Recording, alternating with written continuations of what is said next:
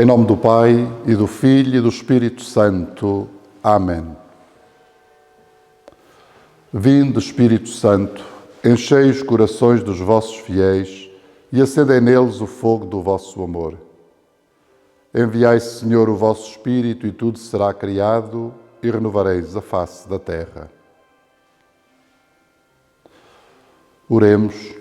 Ó Deus, que instruís os corações dos vossos fiéis com a luz do Espírito Santo, fazei que apreciemos retamente todas as coisas segundo o mesmo Espírito e gozemos sempre da sua consolação. Por Cristo nosso Senhor. Amém.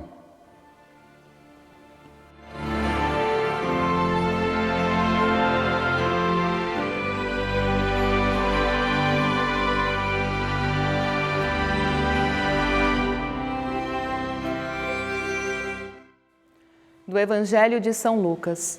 No ano 15º do reinado de Tibério César, sendo Pôncio Pilatos governador da Judéia, Herodes da Galiléia, seu irmão Filipe, tetrarca da região de Itureia e da Traconitide e Lisânias, tetrarca de Abilene, sob o sumo sacerdote Anás e Caifás, a palavra de Deus foi dirigida a João, filho de Zacarias, no deserto.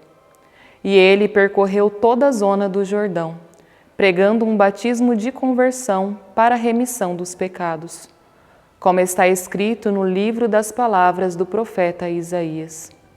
Uma voz clama no deserto: preparai os caminhos do Senhor, e aplainai as suas veredas. Todo vale será aterrado, todo monte e colina serão abaixados. Os caminhos tortuosos ficarão direitos, e os escabrosos em caminhos planos. E toda a carne verá a salvação de Deus.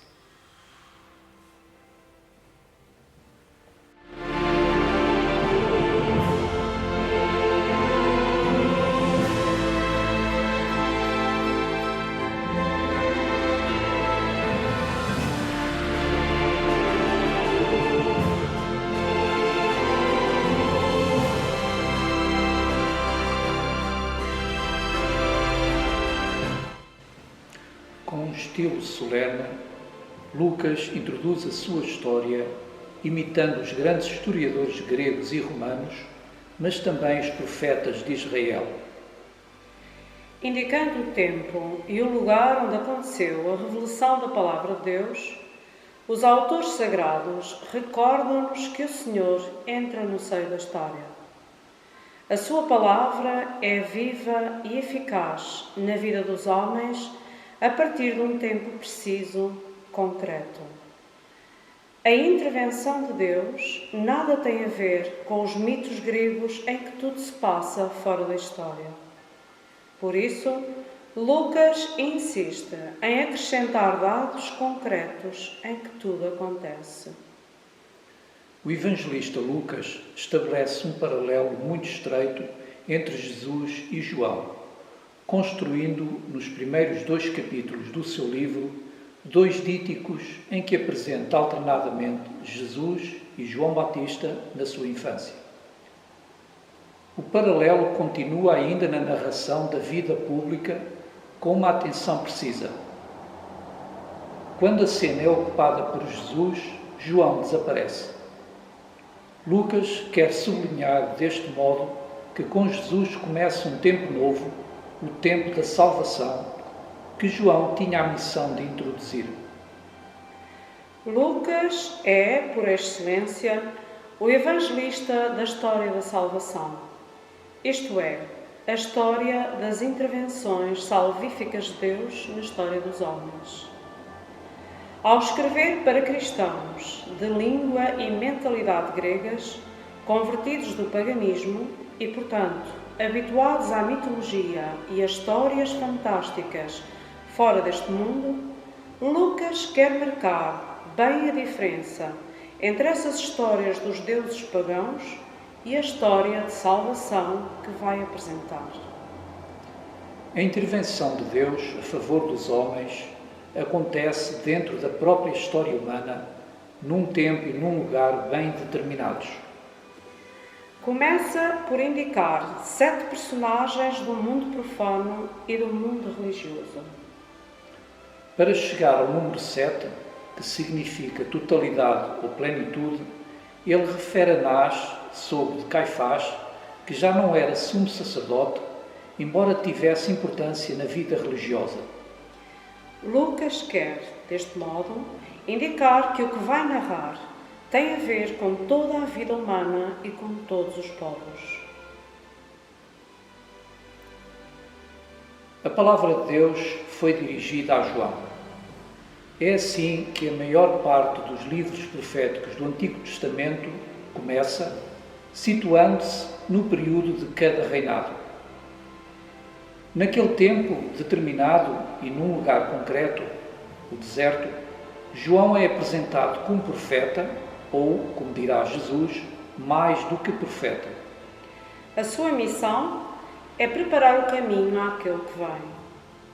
Este caminho passa por uma atitude interior de conversão, com o sinal exterior de mergulhar na água, batismo do Rio Jordão, significando a sua vontade de receber o perdão dos pecados que virá quando surgir o Messias. A pregação de João baseia-se no texto do profeta Isaías, de que Mateus e Marcos só referem o princípio. Lucas cita todo o texto. O velho profeta anunciava o regresso à pátria dos exilados na Babilônia como um novo êxodo e convidava o povo a preparar o caminho do retorno. Precedidos por Yahvé, o povo de Israel atravessaria o deserto num caminho reto, sem altos e baixos. Para caracterizar o precursor João, a citação é adaptada.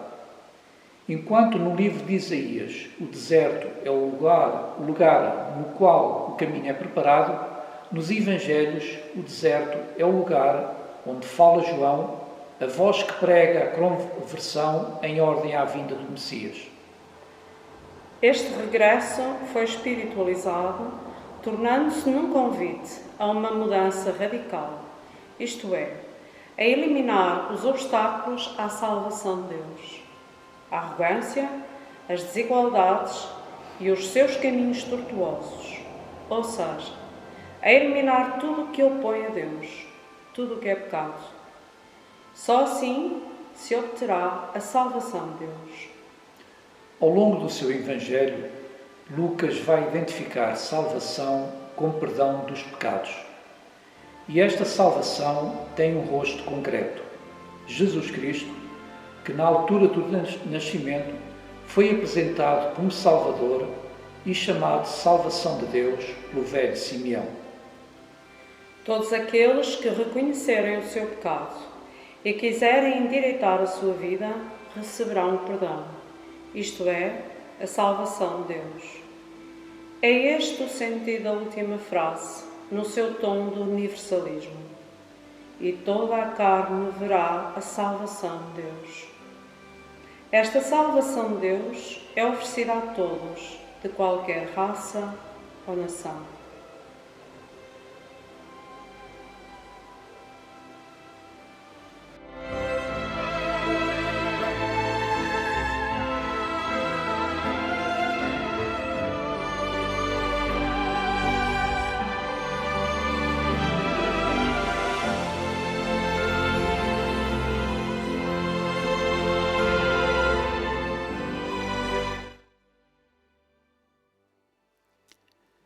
Podemos apontar algumas qualidades ou particularidades da Palavra de Deus. A Palavra de Deus é universal no seu destino, porque, sendo palavra de salvação, é dirigida a todos os homens de todos os tempos. A Palavra de Deus é unificadora. Tem a força de unificar todos os homens de todos os tempos num só povo. A Palavra de Deus é personalizada e, ao mesmo tempo, comunitária. Faz apelo a alguém concreto para que possa chegar a todo o povo.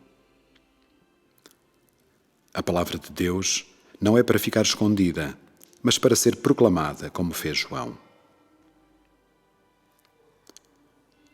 A voz de João ressoa ainda: preparai o caminho do Senhor.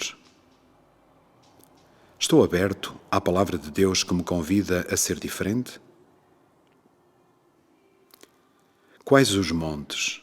O orgulho, o egoísmo, a prepotência, a autossuficiência, falsas seguranças que devem ser aplanados? Que ravinas?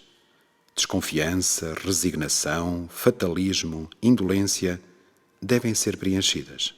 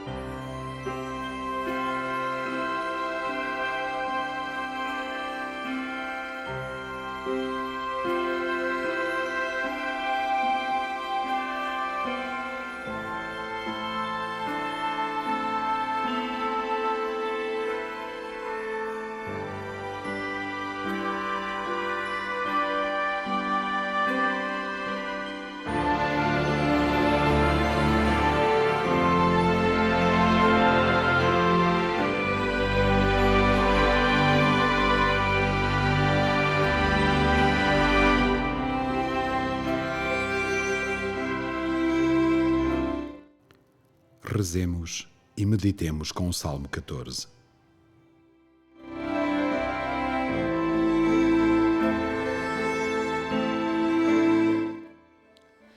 Ensinai-nos, Senhor, quem viverá em vossa casa.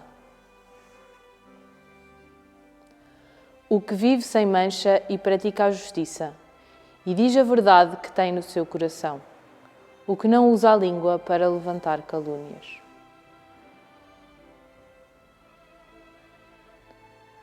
O que não faz mal ao seu próximo, nem ultraja o seu semelhante. O que tem por desprezível o ímpio, mas estima os que temem o Senhor.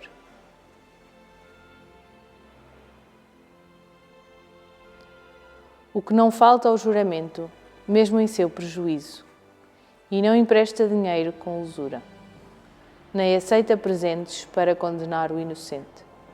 Quem assim proceder, jamais será abalado.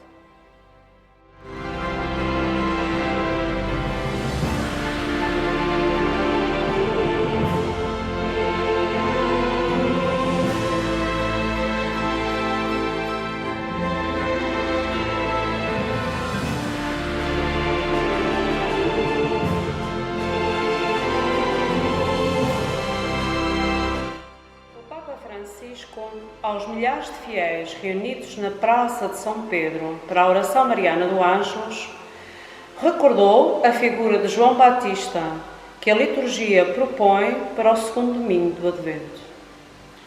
Diz-nos o Papa Francisco: neste segundo domingo de Advento, a liturgia coloca-nos na escola de João Batista, que pregava um batismo de conversão para o perdão dos pecados. Talvez nós nos perguntemos: por que nos devemos converter? A conversão diz respeito a quem de ateu se torna crente, de pecador se faz justo. Mas nós não precisamos, nós já somos cristãos. Por conseguinte, somos justos. Isto não é verdade. Pensando assim, damos-nos conta de que é precisamente desta presunção que somos cristãos, todos bons, justos, que nos devemos converter. Da suposição que, no fim de contas, está bem assim e não precisamos de conversão alguma. Mas procuremos questionar-nos. É de veras verdade que nas várias situações e circunstâncias da vida temos em nós os mesmos sentimentos de Jesus? É verdade que sentimos como Jesus sente? Por exemplo, quando sofremos alguma injustiça ou afronta, conseguimos reagir sem animosidade e perdoar de coração a quem nos pede desculpa? Como é difícil perdoar? Como é difícil? Vais-me pagar. Estas palavras vêm de dentro. Quando somos chamados a partilhar alegrias e sofrimentos, sabemos chorar sinceramente com quem chora e rejubilar com quem se alegra. Quando devemos expressar a nossa fé, sabemos fazê-lo com coragem e simplicidade, sem nos envergonharmos do Evangelho? E assim podemos fazer-nos muitas perguntas. Não estamos tranquilos. Devemos converter-nos sempre, ter os sentimentos que Jesus tinha. A voz do Batista ainda brada nos atuais desertos da humanidade, que são as mentes fechadas e os corações empedernidos. E provoca-nos a questionarmos-nos se estamos, efetivamente, a percorrer o caminho justo, vivendo uma vida segundo o Evangelho. Hoje, como naquela época, ele admoesta-nos com as palavras do profeta Isaías: preparai os caminhos do Senhor. É um convite urgente a abrir o coração e a acolher a salvação que Deus nos oferece incessantemente, quase com teimosia, porque quer que todos sejamos livres da escravidão do pecado. Mas o texto do profeta dilata aquela voz, pronunciando que cada homem verá a salvação de Deus. E a salvação é oferecida a cada homem e ao povo, sem excluir ninguém, a cada um de nós. Ninguém pode dizer: eu sou santo, eu sou perfeito, eu já estou salvo. Não. Devemos acolher sempre esta oferta da salvação. Portanto, cada um de nós está chamado a fazer conhecer Jesus a quantos ainda não o conhecem. Mas isto não significa fazer proselitismo. Não, significa abrir uma porta. Ai de mim se não anunciar o Evangelho, declarava São Paulo. Se o Senhor Jesus mudou a nossa vida e nula muda todas as vezes que estamos diante dele, como não sentir a paixão de o dar a conhecer a quantos encontramos no trabalho, na escola, no nosso prédio, no hospital, nos lugares de encontro? Se olharmos à nossa volta, encontramos pessoas que estariam dispostas a começar ou a recomeçar um caminho de fé se encontrassem cristãos apaixonados por Jesus. Não deveríamos e não poderíamos ser nós aqueles cristãos? Faço-vos esta pergunta, mas eu estou de veras apaixonado por Jesus? Estou convicto de que Jesus me oferece e me concede a salvação? E se estou apaixonado, devo dá-lo a conhecer. Mas devemos ser corajosos, derrubar as montanhas do orgulho e da rivalidade, encher os precipícios escavados pela indiferença e pela apatia, endireitar as veredas das nossas preguiças e dos nossos compromissos.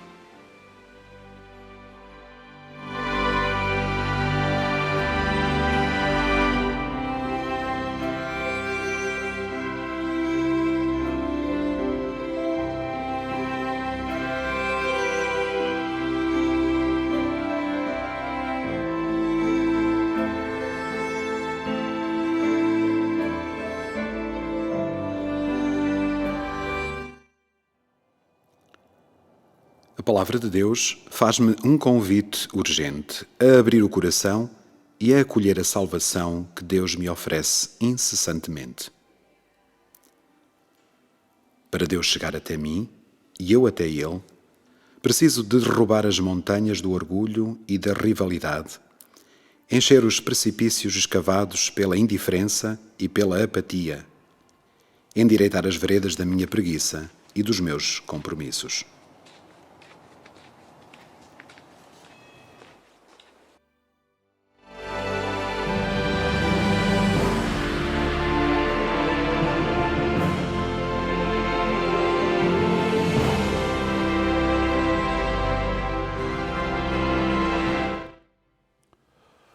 Concedei, Deus omnipotente e misericordioso, que os cuidados deste mundo não sejam obstáculo para caminharmos generosamente ao encontro de Cristo, mas que a sabedoria do alto nos leve a participar no esplendor da sua glória. Ele, que é Deus convosco, na unidade do Espírito Santo.